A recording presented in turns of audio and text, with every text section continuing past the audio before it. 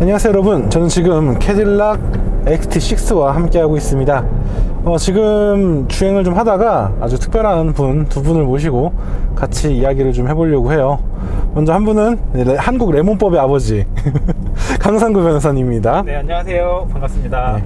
그리고 한 분은 저희가 신분을 밝힐 수 없어요. 하지만 자동차 엔지니어링 쪽 전문가인 크리스 씨 모셨습니다. 안녕하세요. 반갑습니다.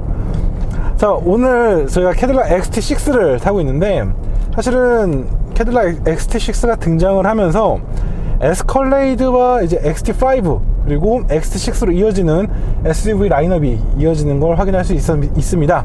그리고 이제 추가적으로 XT4가 등장을 할 거고요. 이제 그렇게 되면 총 4대 SUV들이 캐딜락 브랜드에 이름을 올리게 됐습니다. 자, 가장 먼저 캐딜락 XT6는 중요한 게 좀 있는 것 같아요. 좀 디자인적인 부분이 있는 것 같은데, 그 2016년인가요? 공개됐던 에스칼라 컨셉이 이제 처음으로 적용이 되면서 가로형 라이트가 들어갔어요. 물론 CT6도 에스칼라 라이트가 들어갔잖아 라고 하실 수 있는데, 그 차들은 이제 부분 변경을 하면서 적용이 된 거고, 이 차는 완전 처음부터 이제 에스칼라의 그런 디자인이 적용된 것 같은데, 어떠세요? 가로형 이 캐딜락은?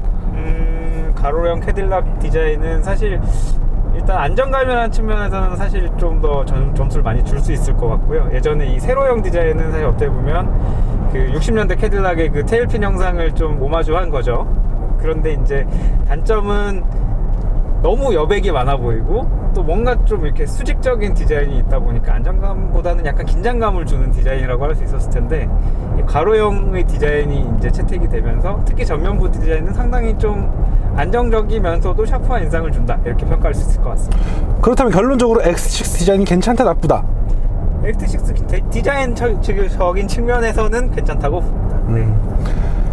저 우리 크리스님 네. 좀 가까이 와주실게요. 네. 자, 사실 지금 보면은 예전처럼 조형이 좀 분리가 됐잖아요. 헤드라이트가 이제 분리가 돼서 구성이 됐는데, 그렇죠. 이렇게 된다면 차량 개발 입장에서는 어떻게 되는 거예요?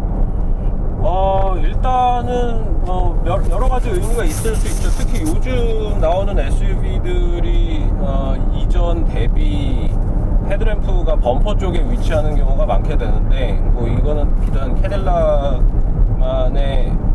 과제가 아니라 다른 그러니까 그런 유형의 범퍼 설계를 하는, 램프 설계를 하는 모든 제작사들에게 일괄적으로 해당 사항이 있겠죠. 뭐냐면 이제 헤드램프가 이제 범퍼 쪽에 위치하게 되면, 램프류들이 범퍼 쪽에 위치하게 되면 그만큼 이제 범퍼가 받는 하중 자체가 많이 올라가기 때문에 내구라든지 뭐 아니면 품질 문제라든지 이런 부분에 있어서 신경을 좀 더 많이 써야 되는 그런 과제가 있죠. 근데 이제 2010년도 이후, 그러니까 특히 최근 들어서 완성차들의 설계 능력이, 완성차사들의 설계 능력이 또 그런 어려움들을 극복한 것이 아닌가, 그렇게 보고 있습니다. 좀 개인적으로 앞모습은 나쁘지 않은 것 같은데 뒷모습이 좀 흐린 것 같아요. 뒷모습이 좀 더 엣지가 있었으면 나쁘지 않았겠다라는 생각이 들고요. 사실 뒷모습은 조금 좀 러프하게 얘기를 하자면, 요즘 현대 디자인과도 좀 약간 컨셉이 비슷한 느낌을 좀 주는 것 같아요. 근데 그렇게 말하면 팰리세이드 보고 너 캐딜락 따라했네 라고 말할 수 있는 거 아니에요? 그러면 이 차가 한 세대 더 앞서간 디자인이라고 보여야 되는 건가요? 오. 앞으로 현대차가 바뀌어갈 모습이 산타페 두고 본다 이런 느낌이에요. 네, 약간 그런 느낌으로 볼 수도 있겠네요. 네. 사실 체급은 저는 좀 아쉬웠어요. 체급이. 왜냐면 물론 이제 위로 에스컬레이드가 있긴 하지만, 그래도 대형 SUV라고 한다면 사실 같은 GM 안에 트래버스라는 좋은 물건이 있었는데, 트래버스만큼은 키우지 못하고 5050mm? 에서 좀 끝난 건 좀 아쉬웠어요. 어떠세요? 그런 부분들은? 사실 트래버스는 이 측면 라인을 보면 약간 리어 오버행이 상당히 좀 긴 형태의 디자인을 하고 있어요. 약간 외건 같죠? 약간 그 뒷좌석 공간과 이 적재 공간을 최대한 활용하기 위해서 아마 그렇게 뒷좌석 그 리어 오버행을 그렇게 늘린 게 아닐까라고 생각이 되는데, 어떻게 보면 그 쉐보레가 추구하는 실용적인 자동차, 이 개념에 아주 충실한 차라고 볼 수 있을 것 같아요. 근데 이 XT6 같은 경우에는 리어 오버행을 상당히 잘라냈거든요. 어떻게 보면 디자인적인 측면에서는 이게 더 맞다고 생각을 해요. 더 이렇게 뭐 좀 덩치가 작아 보인다 이런 느낌을 줄 수는 있지만, 그건 사실 어떻게 보면 면과 선을 활용하는 방법의 차이인 것 같고, 그 다음에 뭐 덩치에 비해서 작아 보인다는 게 사실 한국 시장에서는 뭐 좀 마이너스인 요소가 될 수도 있지만, 그게 꼭 부정적으로만 봐야 되는 건가라는 것도 한번 생각해 볼 필요는 있을 것 같아요. 어차피 우리가 그 최근에 이제 전 이제 글을 쓰다 보면은 GM 셰시 개발 능력이 굉장히 좋아졌다라고 말을 하는데, 저는 사실 이 차도 지금 비슷한 크기의 SUV들에 비해서 좀 더 가벼운 건 특징인데, GM 셰시에 대해서 잘 아시잖아요, 크리스님께서. 좀 약간의 힌트를 좀 주세요.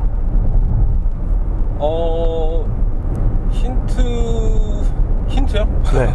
GM 셰시가 왜 이렇게 이런 발전을 겪고 왔는지.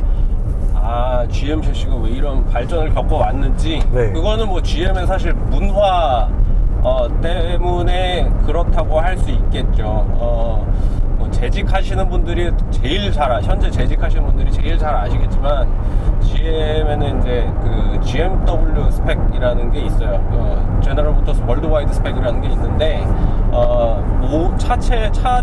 차를 구성하는 모든 부품을 만들 때 그 스펙에 근거해서 이제 제품을 설계하게 되거든요. 이제 차체와 관련된 부분에도 그런 GMW 스펙이라든지, 혹은 GM 엔지니어들이 시행착오를 통해서 겪은 레슨스 런드를 정리해 놓은 베스트 프랙티스라는 것들이 또 있습니다. 그런 것들을 기반으로 해서 차를 만드는데, GMW 스펙을 보통 설정을 할 때, 처음 이제 규정을 할 때 제일 중요한 건 뭐냐면, 다른 스펙들을 비교하거나 아니면 벤치마킹 자료들을 비교하거나 해봤을 때 가장 가혹한 조건에서 달성할 수 있는 그런 목표를 보통 일반적으로 그 기준으로 잡습니다. 그러다 보니 물론 지금은 캐딜락을 타고 있지만, 뭐 쉐보레 차들 같은 경우에는 일반적으로 가격 대비 뭐 샤시가 굉장히 우수하다라는 평가가 많이 있었죠, 실제로. 네. 그러다 보니 그 브랜드의 뭐 가치를 좀 뛰어넘는 그런 제품, 그런 성능을 내는 제품을 만들어낼 수 있는 기반이 생겼던 거죠. 네, 그러니까 결국은 글로벌 시장에서 경쟁이 치열해진 만큼 이제 GM이 도전해야 되는 목표가 허들이 높아지는 거네요, 계속. 그렇죠. 계속 높아지고 있는 거죠. 네, 예전에 뭐 한 2010년도나 뭐 그쯤을 기준으로 본다면, 실제로 벤치마킹을 할 때 뭐 자사차만 놓고 비교를 하는 것이 아니라, 뭐 해당 마켓에서 가장 잘 팔리는 차들, 뭐 7세그먼트 기준으로 본다면 골프라든지 뭐 도요타 캠리라든지, 뭐 한 10년도 초중반부터 현대차들도 슬슬 등장을 했던 것 같은데, 이제 그런 경쟁사 차종 비교, 그 다음에 각국의 그 기준 같은 거, 뭐 KS 기준이라든지 아니면 뭐 SA 기준이라든지, 이런 스펙들을 전부 다 검토해보고 그중에 가장 가혹한 조건들을 이제 설계 기준으로 채택을 했었던 거죠. 하긴 실제로 저도 보면은 이제 GM 셰시가 튼튼한 건 예전부터 있었던 일인데, 무게를 굉장히 혹독하게 다이어트를 하더라고요. 최근에 들어와서 더더욱 그렇죠. 더. 최근에는 많이 다이어트를 했죠. 특히 이제 말리부만 보더라도 소나타랑 비교했을 때 소나타보다 놀라운 정도, 거의 그랜저만큼 큰데, 그렇죠. 예. 소나타보다 가볍고. 네, 맞습니다. 그런 것들이고, 사실 저희가 예전에 CT6를 샀을 때도 CT6가 체격은 뭐 동급에서 밀리는 게 아닌데 무게가 한 200kg 정도 가볍고 했던 것들도 어떻게 보면 그런 챌린지가 생기면서 그런 스펙이 정해진 거라 볼 수 있겠네요. 그렇죠.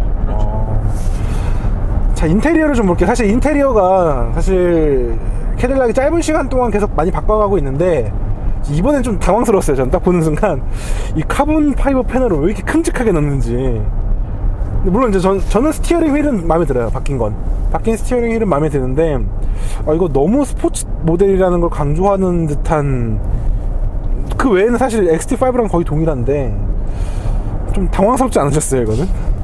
네, 사실 좀 제일 당황스러웠던 거는, 뭐 카본 파이버 패널이 쓰였다는 것까지는 뭐 좋은데, 이 마감이 사실 좀 약간 아직도. 네 이게 오렌지 필도 아니고 약간 뭐라고 해야 될까요? 그러니까 저도 처음에 느낌이 좀 있어요. 만져보면은 이 카본 조직을 아주 얇게 덮어서 그런 건 또 그런 것도 아니고, 표면은 매끌매끌하거든요. 그러니까 표면이 울퉁불퉁한 건 아닌데 예, 마치 저 카본 패턴처럼. 약간 이게 난반사 일어나듯이 이렇게 좀 그쵸. 하는 느낌이 있어요. 그래서 이게 좀 왜 굳이 이렇게 했을까 이런 느낌이 좀 들기는 들더라고요. 저도 그런 게 있고, 그리고 저는 근데 이건 마음에 들더라고요.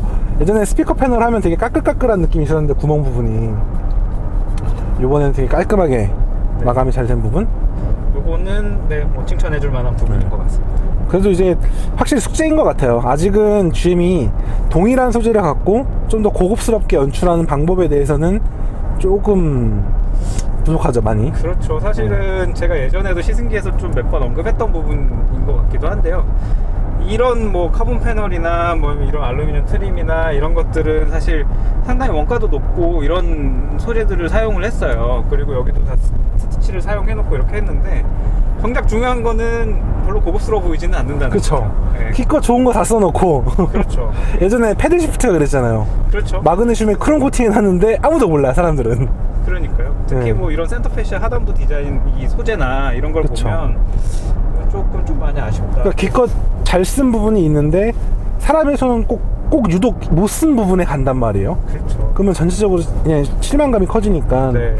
그런 문제가 있고, 그래서 저는 아까 좀 후진을 하면서 봤는데 디스플레이 패널의 그래픽이 굉장히 우수해진 거, 하드웨어적 스펙이 좀 개선된 거, 그리고 이거죠. 이거 빼놓을 수 없죠. 사실 변호사님은 네. 이거 좀 어려워하셨잖아요. 예전에는 네. 사실 이 이질감이 상당히 크게 느껴졌었어요. 네.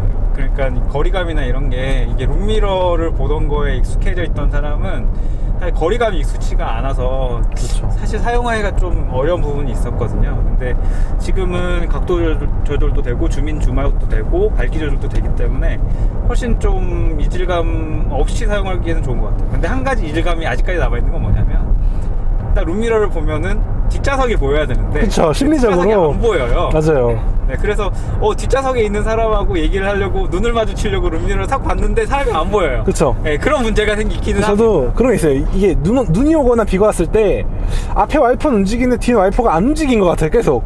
그래서 이렇게 돌아보게 되는 거 있잖아요. 네, 네, 약간 좀 네. 그런 게 좀 있어가지고 그런 것 같고, 그리고 이것도 좀 이거 파노라마 썬루프 크게 잘 만들어 놓고 가운데 프레임을 넣어 놓잖아요.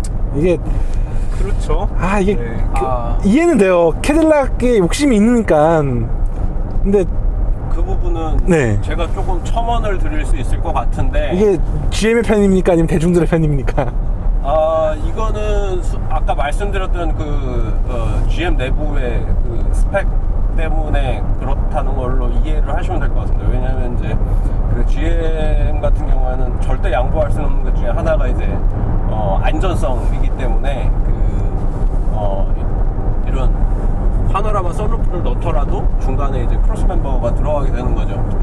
실제로 이제 썬루프 한 20년 전쯤에 그런 논란이 좀 있었던 거 기억하실 거예요. 그 썬루프가 있는 게 네. 차체 강성에 영향을 주냐 안 주냐라는 한창 있었죠. 네, 논쟁이 뭐 한 10년, 20년 전에 한참 있었는데, 실제로 현업에서 보면 썬루프를 장착하려고 이제 루프 패널에 구멍을 뚫게 되면 실제로 차체의 뭐 밴딩 강성이라든지 토션 강성이 떨어지는 게 사실이고요. 그리고 이제 썬루프가 보통 이제 하나가 추가가 되면 지붕단에서의 무게가 또 늘어나기 때문에 크래시 테스트 할 때 지붕이 루프 패널이 받는 하중에도 실제로 영향이 있습니다. 그렇기 때문에 아무래도 완전히 그 한 판으로 유리로만 한 판으로 구성이 되는 썬루프보다는 이제 GM 방식처럼 크로스 멤버를 좀 넣는 게 안전성 측면에서는 조금 더 올바른 여유로운 선택이다. 마진을 가져갈 수 있겠죠. 그렇군요. 뭐 어쩔 수 없죠. 그러면 안전을 위한다는 거니까.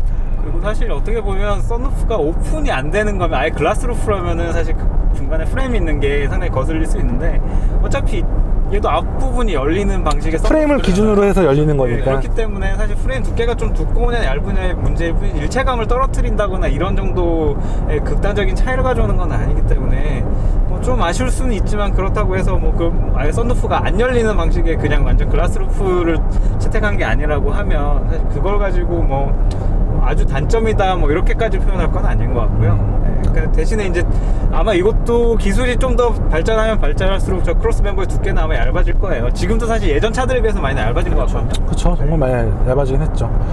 저는 이 XT6를 앉아서 가장 놀랐던 게 1열과 2열, 3열의 그 높이 차이인데 1열에 일단 낮은 포지션, 그리고 2열, 3열에서는 이 차가 캐빈이 좀 높다 보니까 거기서는 개방감이 좀 있었는데 그분들은 그 두 분들은 그 부분에서는 어떠셨어요? 일단 시 포지션은 사실 개인의 취향 차이지 이게 그쵸. 낮은 게 무조건 좋고 높은 건 안 좋다라고 얘기할 건 아닌 것 그쵸, 같아요. 예. 네, 근데 이 차 같은 경우에는 시트 포지션의 이 조절 폭이 좀 큰 거는 맞는 것 같아요. 조절 폭이 큰 건 맞는 것 같고 대신에 그렇다 보니까 SUV인데도 불구하고 약간 좀 이렇게 훅 파묻혀서 가는 느낌이 좀 들어요. 물론 이제 시트 포지션을 높이면 해결될 수 있는 문제기는 한데 그냥 아무 생각 없이 그냥 낮게 설정을 하게 되면 이제 바닥하고의 높이가 바닥이 상대적으로 더 확 붙죠, 높아요. 예. 그래서 좀 그 부분은 좀 감안할 필요는 있다. 예, 뭐 단점은 아니고요. 그리고 조절폭이 넓다 정도는. 예, 그리고 예전에 한창 이제 그 G70 나왔을 때 이슈가 됐던 부분이죠. 그렇죠. 네, 그 뒷좌석에 앉았을 때 앞좌석 밑으로 발이 들어가냐 안 들어가냐. 네. 네, 이 차는 반 정도 들어갑니다. 그렇죠. 네, 이 차는 발등까지만 들어가요. 네, 그래서 이 차도 시트 포지션 상당히 낮췄는데 모르겠어요. 그게 무슨 기술적으로나 뭐 안전도에서 뭐 어떤 이유가 있어서 그렇게 한 건지까지는 잘 모르겠으나 하여튼 그냥 시트 조절 폭을 가장 좀 넓혀놨다? 많이 하기 위해서 노력한 것 같다. 네, 그 정도로 그냥 평가하면 될 것 같습니다. 뭐 2열이랑 3열의 개방감은 좀 어떠셨어요? 사실 개방감은 일단 1열에서 봤을 때는 SUV로서 느껴지는 그런 약간 그런 뭐 위에서 내려다보는 듯한 느낌 이런 게 사실 시트 포지션을 낮추게 되면 잘 안 느껴지기는 해요. 그쵸. 네, 잘 안 느껴지긴 하는데 2열하고 3열에서는 글쎄요. 일단 2열은 1열보다는 기본적인 착좌 높이가 높긴 높습니다. 높긴 높은데 그렇다고 해서 막 와 개방감이 좋다 이런 느낌은 사실 좀 잘 못 느끼긴 했어요. 그냥 무난한 정도? 뭐 그렇게 막 인상적이지도 않고 그렇다고 막 사실 깝깝하다 이런 것도 사실 아니고. 뒤가 높다기보다는 앞이 낮은 거니까 앞이 지금 낮은 이거는. 거니까. 네. 그렇죠. 그렇죠. 그런 점이 있고 3열은 좀 쏘쏘한 것 같아요. 이게 우리가 트래버스를 기준할 수는 없는 거잖아요, 이 차를. 그렇죠. 전장이 일단 한 20cm가 차이가 나는데. 그렇죠. 네. 그래서 저는 이제 제가 가장 최근에 GV80를 타보고 또 지난주에 또 XT90를 타봤는데 일단 GV80은 3열을 논하지 말죠. 논하지 않는 걸로 하고 일단 탑승자의 머리가 차 바깥으로 나오는 건 굉장히 위험하다고 봐요, 저는. 그리고 XC90 같은 경우는 이게 2+3+2 구조다 보니까는 2열 위치 아무리 조절을 해도 3열 탑승자는 죽으려고 하거든요, 무릎이. 그래가 절대적인 공간이 좁고. 근데 그거에 비해서는 확실히 좀 더 넓어요. 근데 과연 이게 좋다라고 막 외치기에는 여전히 좁긴 하기 때문에. 네, 그렇죠. 절대적인 수준에서는 좁으니까. 그리고 사실 2열은 1열에 비해서 시트 쿠션이 좀 더 얇아요. 그래서 약간 승차감이 좀 못한 부분이 있거든요, 2열이. 근데 3열은 그거보다 더 얇아요. 아무래도.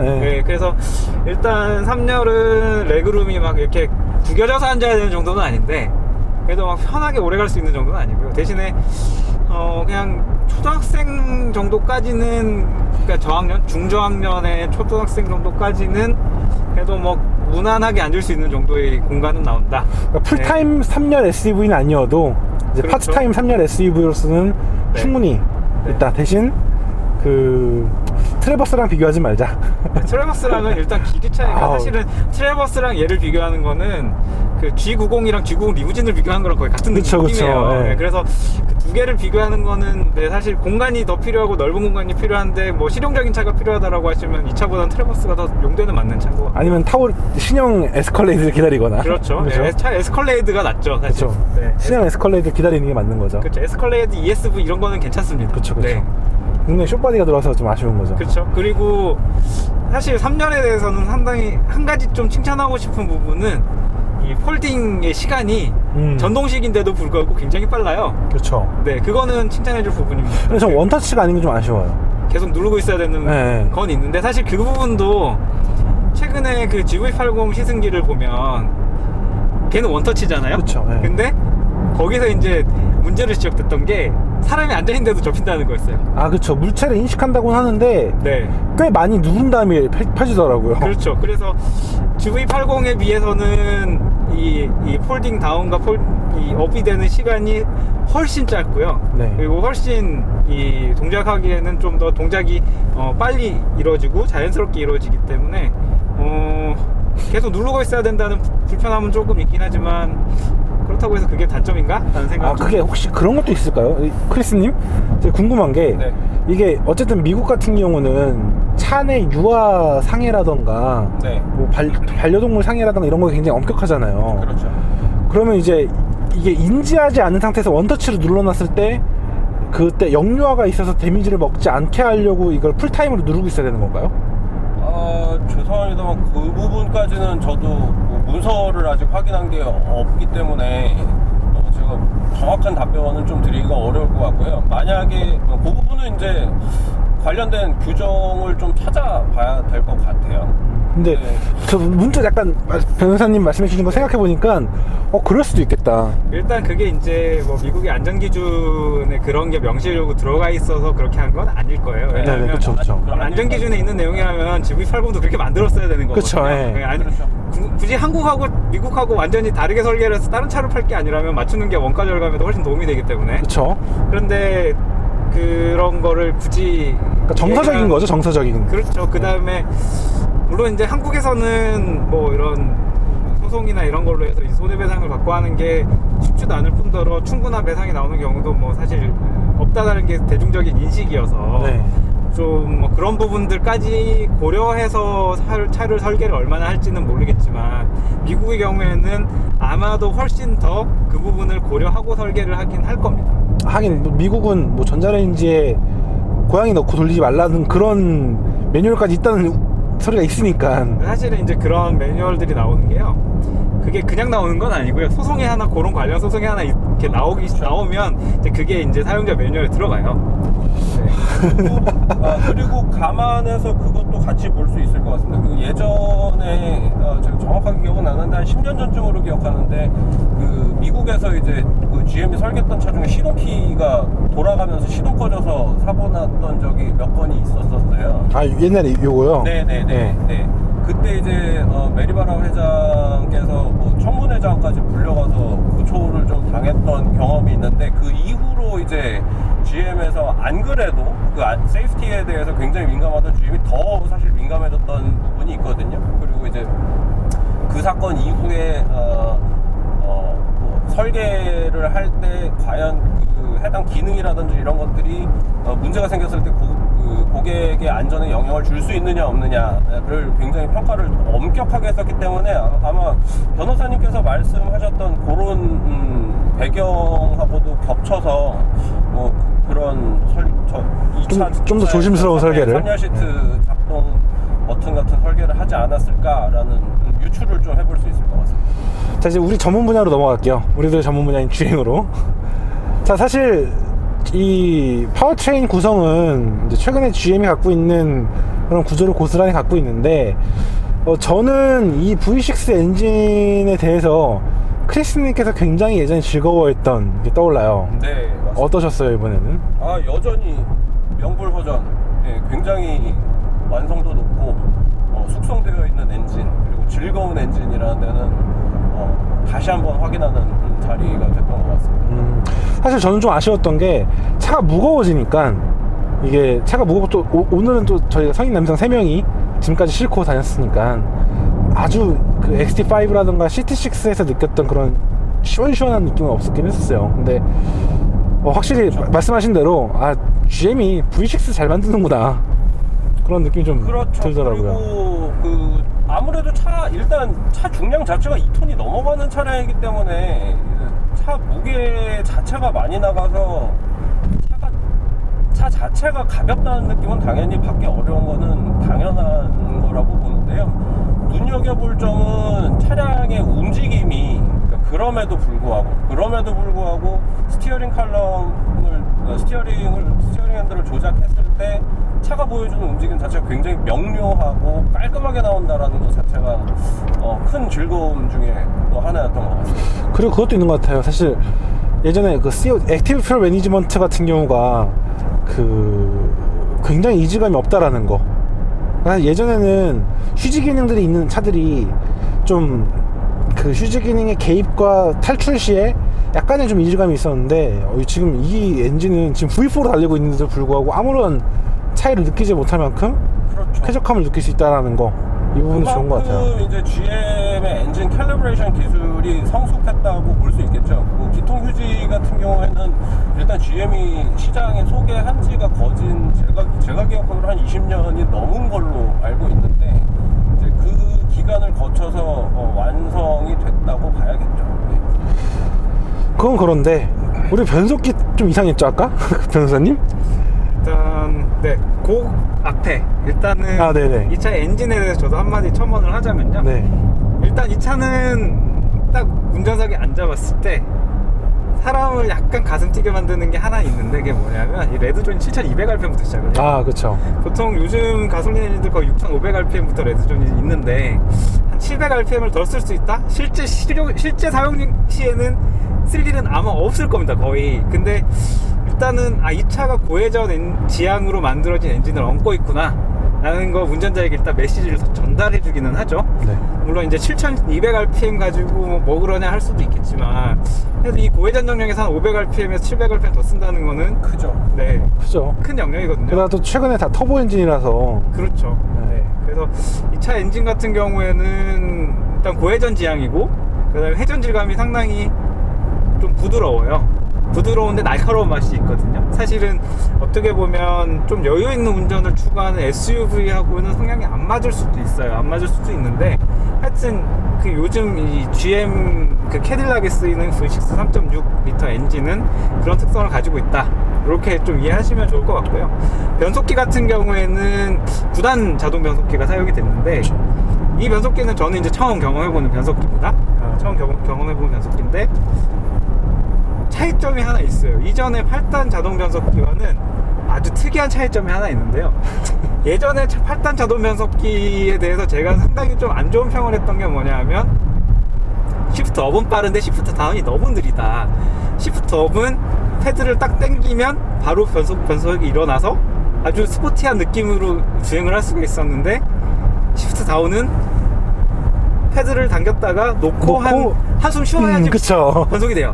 네. 그러니까 약간 좀 이건 좀 너무 좀 느리다, 너무 좀 둔하다, 이런 느낌을 줘서 아쉬웠는데, 얘는 반대로 바뀌었습니다. 그러니까 시프트 다운은 많이 빨라졌어요. 이 정도면 진짜 네, 빠르죠. 사실은 뭐 PDK나 이런 더블 클러치 변속기, 그러니까 듀얼 클러치 변속기 같은 느낌 정도는 아닌데, 그게 빠릿한 느낌까지는 아니에요. 빠릿한 느낌까지는 아니지만 그래도 바로바로 변속이 되는구나 라는 느낌은 주는데, 시프트 업을 한 템포 쉬면서 해요. 그래서 왜 이러지? 약간 이런 생각이 좀 들었습니다. 우리가 이제 기대할 거는 이제 CT5도, CT5가 만약에 업이 빠른 거면 얘는 좀 여유롭게 세팅을 한 거다라고 볼 수 있는 걸 거고, 그렇죠. 만약에 걔마저도 업에 비해서 다운이 빠르고 업은 느리다면 이 9단 변속기 특성 자체가 아니 그렇죠. 근데 웃기네요 그래도. 그거는 이제 다른 차종들도 같이 봐야 될 것 같아요. 만약에 GM 자체적으로 뭔가 아까 말씀드렸던 그런 그 스펙 자체가 변경된 거라면 이제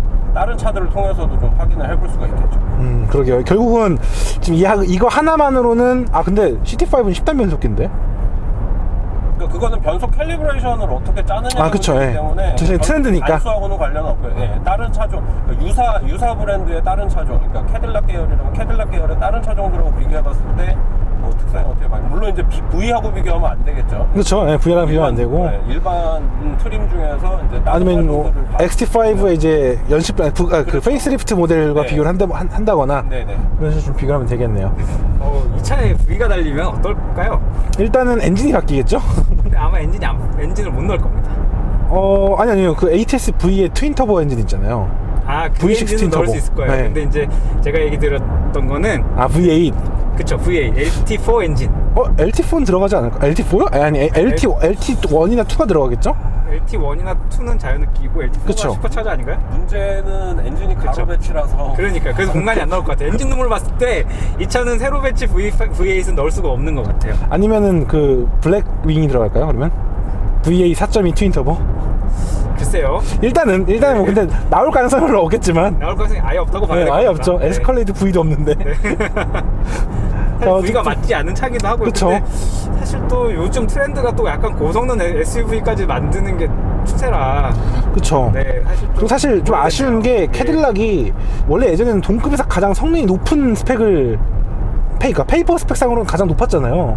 그렇죠. 요새는 페이퍼 스펙에 우위를 점하지 않는 뭐 그런 좀 모습이 있어가지고 좀 아쉬워요.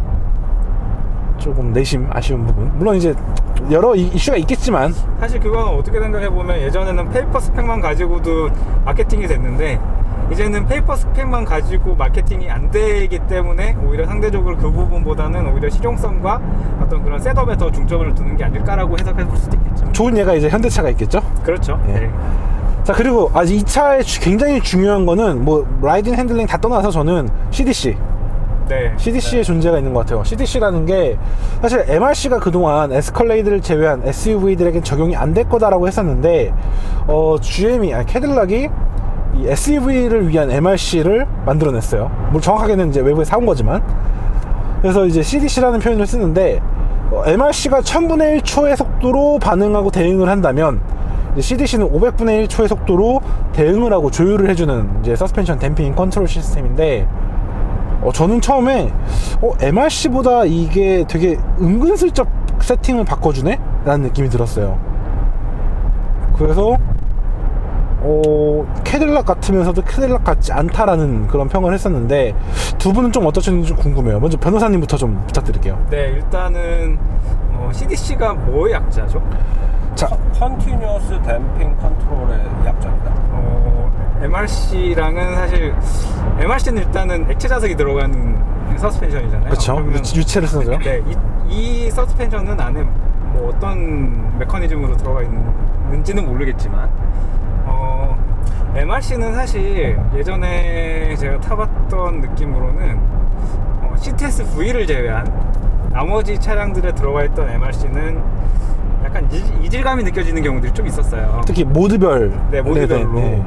그래서 MRC를 탔던 차들에서 가장 완성도 높게 느꼈던 모드는 하나같이 다 이제 가장 스포티한 모드에서 트랙 아니면 스포츠였죠. 그렇죠. 네, 그게 가장 제대로 된 셋업이 이루어진 모드고 그 한 단계씩 낮아지는 모드들로 갈수록 이 나사를 푸는 것 같은 느낌이 들었어요. 그러니까 좀 더 이 댐핑을 부드러운 느낌을 주기 위해서 댐핑을 일부러 느슨하게 만들어서 약간 좀 그런 출렁이는 느낌을 준다는 인상을 받았는데 그러니까 기본값이 트랙과 스포츠에 있고 그렇죠. 이제 그 아래쪽들은 마이너 이런 느낌이었던 거죠. 네, 그래서 약간 뭐 좀 출렁출렁해서 약간 좀 이 댐핑 압이 좀 줄어드는 느낌은 들지만 그렇다고 해서 마냥 편하게 느껴지진 않았던 약간 이런 특성이 있었거든요. 좀 아쉬움이라고 해야 되겠죠. 근데 지금 들어간 CDC 같은 경우에는 그런 이질감은 좀 적게 느껴지는 것 같아요. 그런 이질감은 적게 느껴지는 것 같고 특히 이제 모드별로 차이점이 이게 다른 듯 안 다른 듯 요런 차이가 좀 있어요. 이게 신경을 쓰고 느끼면 차이가 분명히 느껴지는데 의외로 그냥 얘기 안 하면은 바뀌었나?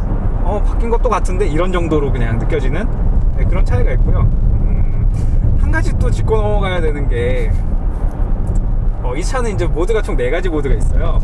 투어, AWD, 스포츠, 오프로드 이렇게 4가지가 네, 준비되어 4가지 있습니다. 모드가 있습니다. 4가지 모드가 있는데 일단 2WD 모드가 가장 기본 모드예요. 그래서 투어, 네, 그쵸. 투어 모드가 이제 전륜구동 방식의 모드인데 이 모드 같은 경우에는 일단 기본적인 모드고 그래서 시동을 다른 모드로 세팅을 해놓고 시동을 끄고 나서 다시 탑승을 해서 시동을 걸면 이제 다시 투어 모드로 들어가 있더라고요. 그러니까 리셋템하는 거죠. 네. 그렇게 되어 있더라고요. 그런데 일단 투어 모드 같은 경우에는 아주 그냥 무난한 승차감을 보여주고요. AWD 모드는 그보다는 이제 살짝 더 약간 좀 더 이렇게 조여진 느낌을 조금 줘요. 리어의 무게감을 좀 살려주는 네, 느낌이더라고요. 네. 약간 좀 더 댐핑이 단단해진 느낌이 약간 들어요. 약간 들고, 그리고 이제 의외로 이 전륜 구동일 때와 사륜 구동일 때의 느낌이 좀 느껴집니다. 차이가 좀 나요. 이 차의 이 구동력, 티를 좀 내주죠. 네, 리어가 좀 더 역동적이라는 걸 느낌을. 그렇죠. 그래서 이제 조금 더 이제 가속이 조금 더 리어에 무게를 주면서 가속하는 느낌이 조금 느껴지고요. 스포츠 모드는 아주 좀 조여주는 느낌은 들어요. 그렇다고 해서 마냥 뭐 이렇게 딱딱한 느낌은 아니고요. 어느 정도는 이제 부드러우면서도 약간 좀 이렇게 좀 텐션이 높은 느낌을 좀 주고요. 가장 인상적인 모드가 오프로드 모드. 오프로드였죠. 네. 그렇죠. 가장 인상적인 모드인데 모두가 웃을 수 있었던 모드. 네, 일단 SUV에는 가장 적합한 모드가 아닌가라는 생각이 들어요. 오프로드 그냥 온로드 주행에서도. 그러니까 이 출렁출렁 하면서도 약간 좀 이렇게 몽글몽글 하면서도 약간 이런 느낌을 줘요. 이런 느낌이라 오프로드 모드가 의외로 특히 이 정속 크루징 할 때는 그렇죠. 살랑살랑거리면서 이렇게. 네, 이게 약간 좀 이렇게 노면의 충격들을 정말 오프로드 타듯이 이렇게 약간 좀 적당히 잘 걸러주면서 약간 좀 이렇게 출렁출렁하면서 약간 저는 오프로드 모드가 아니고 약간 세일링 모드라고 해야 될 것 같아요. 아니면 클래식 캐딜락 모드 같은 느낌? 네, 약간 좀 그래서 이 가장 캐딜락스러운 모드다. 저는 그런 느낌이 들었는데요. 이제 그래서 오프로드 모드로 주행을 하는 게 사실 가장 만족감이 컸어요. 근데 대신에 오프로드 모드로 주행을 하게 되면 악셀이 약간 보통 다른 차들 에코 모드 킨 것 같은 느낌으로 악셀링이 반응을 해요. 물 먹은 스펀지 같죠. 네, 그래서 악셀을 깊게 해도 약간 거의 저는 미션이 슬립하는 느낌이 들었거든요. 아마 오프로드에서는 급격하게 토크가 나오는 게 오프로드 주행에서는 사실 별 도움이 안 되거든요. 그래서 오프로드 모드를 세팅을 그렇게 한 것 같은데 서스펜션 느낌은 사실 오프로드 모드가 가장 좋았습니다. 그래서 제 생각에는 이 악셀 반응은 스포츠 모드, 악셀과 변속기 반응은, 그 다음에 서스펜션 반응은 오프로드 모드, 이렇게 인디비주얼 세팅을 할 수 있으면 참 좋았을 것 같은데 또 그 모드는 없어요. 인디비주얼 모드는. 그쵸. 그래서 좀 그 부분은 나중에 뭐 페이스 리프트가 되든 모델 체인지가 되든 모델 리어 체인지가 되든 할 때 좀 추가가 됐으면 어떨까라는 생각이 좀 드는 그런 모드였습니다. 그러니까 사실 이제 오프로드 같은 게 그건 거잖아요. 사실 요새 캐딜락들이 굉장히 하드했잖아요. 그래서 그렇죠. 굉장히 하드하게 이어져 왔고, 실제로 뭐 ATS 같은 경우는 뭐 그건 거의 스포츠카 셋업을 갖고 왔었으니까. 네. 근데 오랜만에 여유로운 캐딜락 셋업을 다시 볼 수 있어서 그렇죠. 그런 부분 되게 반가웠던 것 같아요. 네, 아마도 그 부분은 모르겠습니다. 미국 시장하고 한국 시장에 팔리는 차의 셋업이 얼마나 다른지까지는 제가 확인을 못해서 정확한 얘기는 아닐 수는 있지만 미국 도로에서 운전을 해본 경험에 비춰보면 미국에서는 사실 단단한 서스펜션이 별로 도움이 되지 않아요. 왜냐하면 특히 이제 고속도로나 이런 것들의 노면 상태가 한국보다도 안 좋은 곳들이 많아서, 특히 LA 이쪽으로 가면은 노면 상태가 훨씬 좀 안 좋은 편이더라고요. 그래서 그런 환경에서는 사실 좀 소프트한 서스펜션이 오히려 더 맞을 수도 있고, 실제로 미국용 차들은 좀 더 그쪽으로 셋업이 되는 것 같기는 같아요. 그러면 캐딜락 같은 경우에는 미국 시장에서는 이전 셋업이 훨씬 더, 그러니까 이전이라고 얘기 드리는 거는 예전에 물침대 서스펜션이라고 하는 클래식한 셋업이 훨씬 더 맞는 셋업일 수도 있었는데, 아마 이걸 너무 이제 니드루브르크링에서 테스트를 하고 이러면서 셋업을 조이다 보니까 미국 시장에서는 오히려 그거에 대한 좀 안 좋은 평가가 있었을 수도 있을 것 같아요. 그래서 아마 그게 조금 더 다시 또 조율이 되는 과정이 아닐까, 이런 생각이 사실은 기본적인 움직임 자체가 예전보다 많이 부드러워졌잖아요. 네, 많이 부드러워졌어요. 특히 바로 앞 세대라고 할 수 있는 XT5라던가 CT6 이런 친구들만 비교를 하더라도 XT6가 상당히 풀어져 있다는 걸 느낄 수 있었는데, 자, 크리스님이 보셨을 때는 이 CDC는 어떠셨어요? 일단은 굉장히 놀라웠습니다. 수치만 놓고 본다면 MRC가 더 좋아야 되는 게 아닌가라는 생각이었는데, 그리고 아까도 변호사님께서 말씀해 주셨다시피 이제 저 같은 경우에는 MRC랑 이제 CDC랑 가장 큰 차이를 느꼈던 게 에스컬레이드였어요. 특히 에스컬레이드를 타봤을 때 좀 기대를 하고는 탔었는데, 벨지언 로드 같은 그좀 자잘한 충격이 자잘하게 들어오는 구간에서는 서스펜션의 돈값을 생각하면 약간 이해가 잘 안 가는 그런 승차감들이 보였던 게 사실이거든요. 근데 CDC는 숫자만 놓고 보면 MRC보다 떨어질 것 같으나 오히려 실제로 운용이 될 때 보면 완성도가 더 높은 것 같은 느낌을 받아서 굉장히 일단 인상적이었고요. 그 다음에 뭐 우스갯소리, 아까 뭐 시승하면서 우스갯소리로 하기는 했습니다만, 뭐 우리나라 도로가 오프로드였는 줄 오늘 처음 알았다, 뭐 이런 얘기를 농담을 했잖아요. 근데 그것처럼 일단 오프로드에서의 승차감, 오프로드 모드에서 승차감이 굉장히 뛰어났던 거, 그거가 좀 인상적이었는데, 저도 이제 변호사님 말씀하신 것처럼 똑같이 그런 드라이브 모드가 좀 인디비주얼 모드가 제공이 되면 좋을 것 같기는 해요. 근데 뭐 사실 그런 부분도 아까 말씀드렸듯이 뭐 소비자들이 요구한다고 해서 뭐 내년에 바로 바뀔 수 있는 것도 아니고 GM 내부적으로 또 뭐 그런 스펙의 검토 과정이나 이런 걸 거쳐야 되기 때문에 뭐 언젠가는 반영이 될 수도 있겠습니다만 조금 아쉬운 부분이기는 해요. 당장 바뀌지는 않을 부분 같아 보여서. 그렇죠. 그러니까 저도 지금 CDC의 이 정도 세단 능력이라고 한다면 말씀하신 대로 꼭 오프로드라고 지정 안 하고더라도 그냥 약간 소프트 모드? 뭐 아니면 컴포트 그렇죠. 모드? 이런 식으로. 그리고 이제 단순히 승차감이 좋다를 떠나서 일단 차 자체가 캐딜락이잖아요. 그리고 캐딜락은 뭐 연가 브랜드가 아니라 고급 브랜드인데 사실 그 서스펜션 움직임만 놓고 보면 진짜로 고급차의 느낌을 전달해주는 모드는 오프로드 모드라는 거를 사실 오늘 우리 패널들이 전부 다 동의했던 부분이잖아요. 그런 부분들이 좀 반영이 되면 차의 가치를 높이는데 조금 더 도움이 되지 않을까라는 아쉬움이 좀 있는 거죠. 좀 너무 그동안 이제 ATS나 CTS 이런 차량들은 너무 다이나믹한 쪽으로 좀 치우쳐 있었으니까 그렇죠. 이걸 통해서 그 양쪽을 다 가져갈 수 있다면 그것도 좋은 방법일 것 같다는 생각이 들더라고요. 기본적으로 사실 캐딜락 브랜드가 지난 한 10년 동안 스포티한 브랜드, 그리고 좀 젊은 층을 공략하는 그런 브랜드로 이렇게 탈바꿈하기 위해서 노력을 상당히 많이 했던 게 사실이잖아요. 근데 그렇죠. 사실 그 부분은 어느 정도 성과도 있었겠지만 한계도 있었던 게 분명한 것 같고요. 그렇죠. 왜냐하면 캐딜락이라는 브랜드가 갖는 그 상징성, 그 다음에 지난 한 100년 정도 쌓여온 그런 이미지가 있는데 그게 사실 하루아침에 바꿔낼 수 있을 만한 이미지는 아니라고 봐야 되거든요. 그렇죠.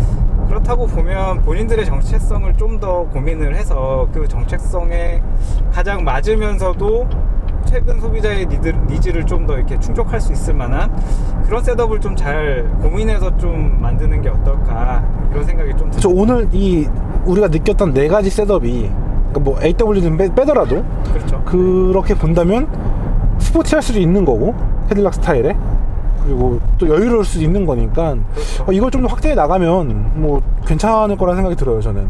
네, 그래서 조금 더 이제 그런, 그러니까 요즘 모든 메이커에서 좀 아쉽게 느껴지는 부분들이 본인들의 정체성은 이제 생각을 많이 안 하고 그냥 단지 소비자들의 어떤 그런 요구나 이런 기대치에 맞추기 위해서만, 그것도 이제 그냥 일반 소비자들이 그 브랜드에 갖는 기대치라기보다는 그냥 그 시대의 트렌드에 그렇죠. 맞추기 위해서 모든 브랜드들이 한 방향으로 나아가서 이렇게 차를 만드는 것 같은 느낌을 많이 주거든요. 근데 그러다 보니까 사실 각 브랜드별로 어떤 그런 특색은 많이 사라진 게 사실이고요. 그래서 결국에는 이제 경쟁을 하는 게 가격 경쟁 아니면 디자인 밸류. 경쟁, 네. 이렇게만 이제 좀 치우치다 보니까 좀 예전만큼 어떤 그런 차를 보고 차를 타고 살펴보고 하는 재미가 사실 좀 많이 떨어진 게 사실이에요. 그쵸. 물론 이제 자동차 브랜드들도 일단은 수익을 내야 되고 많이 파는 게 중요하니까 뭐 그렇다는 거 이해는 하는데, 근데 과연 그게 본인들이 롱런을 하는데 도움이 될까 또 한번 생각을 해볼 필요는 있을 것 같아요. 그러니까 결국에는 모두가 한 방향으로 나아간다라고 하면 결국에는 수렴하는 건 벤츠밖에 없는 것 같거든요. 사실. 자, 여기까지. 그러니까 좀 그 부분은 좀 한번 그거죠. 이제 생각해볼 필요가 시대의 있어요. 트렌드에 따라가는 건 좋은 건데, 네. 이제 그러면서도 불구하고 자기만의 컬러를 만들어가는 건 중요하잖아요. 그렇죠. 그래서 네. 캐딜락 같은 경우에는 사실 본인들만의 컬러가 없는 브랜드도 아니고 그렇죠. 본인들만의 컬러가 있는 브랜드인데 그 컬러를 너무 희석시키려고만 노력하는 거 아닌가, 네, 이런 생각이 좀 들어서, 그러니까 내가 가지고 있는 무기가 있는데 굳이 내가 이 무기를 버리고 새로 칼 갈 필요는 없는 거고, 플러스를 해야지 네. 빼고 다시 더하는 건 아닌 거니까. 그렇죠. 내가 정말 뭐 명검을 하나 갖고 있는데 그걸 버리고 새로 칼을 사가지고 갈고 있으면 사실 굳이 그럴 필요는 없는 거잖아요. 이제 원래 갖고 있던 송아지도, 금송아지도 다시 한번 꺼내주면 꺼낼 수 있는 그런 신호탄이 될 것 같아요. 네, 그래서 좀 그 부분은 한번 좀 더 생각을 해보면 어떨까. 그게 오히려 본인들의 어떤 그런 경쟁력과 또 롱런에 더 도움이 될 수 있을 만한 방향일 접근일 수도 있겠다. 이런 생각도 한 번쯤 해보면 어떨까. 그렇죠. 이런 생각이 아니면 이제 네. 체급에 따라서 포지션을 배급시켜주면 되는 거잖아요. 그렇죠. 너무 한 방향 가기보다는 네. 뭐 세단 컴팩트 모델들은 지난 10년 동안 이어왔던 스포츠로 쭉 가고, 뭐 중형급부터 SUV들은 약간 클래식한 캐딜락을 좀 아우를 수 있는 뭐 그런 식으로 가는 것도 방법이겠죠. 네. 게다가 어차피 사람이 이제 이렇게 좀 더 이제 나이가 들어갈수록 편한 차를 찾게 되는 거는 이게 그렇죠. 누구나 그런 것 같아요. 저도 사실 예전에는 이렇게 편한 차 찾을 줄은 몰랐거든요. 로터스 타시는 분이 네. 제규 XJ를 네, 그래서 이게 편한 차를 자꾸 찾게 되는데, 이게 그렇다고 생각을 해보면 그 브랜드에서도 이제 체급에 따라서 좀 이런 타겟층도 당연히 다르겠지만 그럼 그 타겟층이 원하는 걸 조금 더 찾아가는 노력도 좀 같이 하면 어떨까, 이런 생각이 듭니다. 맞아요. 저도 그래서 오늘 이 캐딜락 XT6를 타면서 무슨 느낌이었냐면, 오랜만에 아빠차가 나왔다.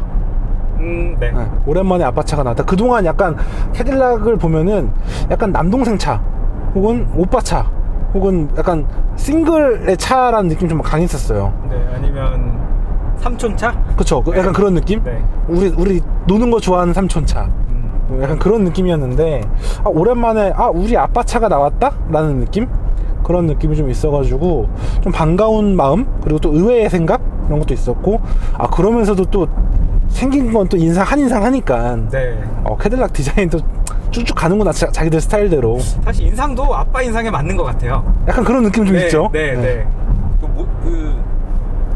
꽃중년 스타일인 것 같아요. 네, 우리 잘생긴. 요새 자동차 시장에서 그렇게 말하는 영포티, 영포티 그런 느낌인데, 어쨌든 굉장히 좀 재밌는 특색, 오랜만에 좀 여러 가지 생각을 하게 만드는 네. 그런 차인 것 같았어요. 캐딜락도 확실히 많은 고민을 하고 있구나, 얘네들도. 그렇죠. 근데 좀 아쉬운 부분도 있었지만, 캐딜락 고유의 그런 느낌이 좀 있었는데, 근데 저는 개인적으로 괜찮다고 보는 게, 이제 사실 국내 지금 대형 프리미엄 SUV 시장이 굉장히 커지고 굉장히 치열해졌잖아요. 또 제네시스 GV80도 나왔고, 볼보 XT90도 상당히 성공을 하고 있고, 게다가 투아레까지 불을 지르고 있어요. 그런 상황에서 저는 어느 정도 성능을 보장하는 가솔린 SUV로서는 XT6가 상당히 입지를 다질 수 있겠구나 라는 좀 생각이 들더라고요. 물론 이제 XC90 같은 경우는 T6로서 이제 터보 엔진으로 320마력짜리가 있긴 한데, 사실 그 차는 타봤을 때 마이너스가 좀 많거든요, 생각보다. 네. 그래서 그리고 이게 어쨌든 4기통 2000cc 터보 엔진과 V6 3.6L 직분사 엔진, 그러니까 그냥 일반 자연흡기 엔진이 주는 느낌 차이는 사실 상당히 좀 커요. 크게 나가오는 게 있거든요. 특히 4기통과 6기통의 차이는 좀 많이 느껴지기 때문에, 네, 그래서 그 부분은 분명히 강점은 맞는 것 같습니다. 아무래도 성능을 남겨가면서 이제 네. 끌어내는 거하고, 네. 주어진 한계가 얼마 남지 않은 상태에서 끌어내는 건 차이가 있으니까. 그렇죠. 네. 어쨌든 그렇게 좀 이렇게 이야기를 좀 볼 수 있을 것 같고, 물론 캐딜락이 국내에서 점유율이 높지 않은 만큼 뭐 이 차가 막 드라마틱하게 판매량을 끌어올린다거나 이러진 않을 거라고 봐요. 근데 그래도 시장에서 경쟁할 만한, 고민해볼 만한 그런 존재가 등장했다라는 거에는 충분히 좀 수긍할 수 있지 않을까라는 생각이 듭니다. 자, 오늘 이렇게 캐딜락 XT6를 이제 강상구 변호사와 이제 자동차 전문 엔지니어 이제 크리스님과 함께 이야기를 나눠봤습니다. 저희는 다음에 또 이런 같이 좀 이야기 나눌 수 있는 기회가 있다면 다시 한번 또 나눠보도록 하겠고요. 저는 여기서 마무리하도록 하겠습니다. 지금까지 카올리 김학수였고요. 저는 다음에 또 다른 자동차와 또 다른 이야기로 다시 인사드리도록 하겠습니다. 감사합니다.